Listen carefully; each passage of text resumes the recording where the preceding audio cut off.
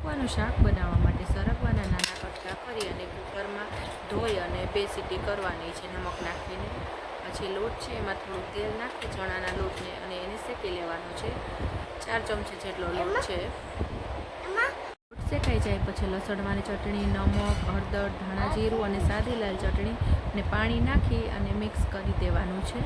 પછી તેલ ગરમ થાય 2 પાવડા જેટલું તેલ લીધું છે. પછી તેમાં રાઈ, જીરું અને હિંગ નાખી અને જે લસણવાળી ચટણીની ગ્રેવી બનાવી હતી એમાં નાખી દેવાની છે. પછી તેમાં સિંગદાણા ખાંડેલા એડ કરવાના છે, જેનાથી શાક સરસ લાગે છે. પછી એકદમ ઉકળી જાય મસાલો અને સિંગદાણા તેલમાં ચડી જાય પછી જે લોટ શેક્યો તો ચણાનો એમાં નાખી દેવાનું છે અને ફૂલ હલાવી અને એકદમ ઉકળવા દેવાનું. તો તેમાં ધાણા નાખી અને બાફેલો સરગવો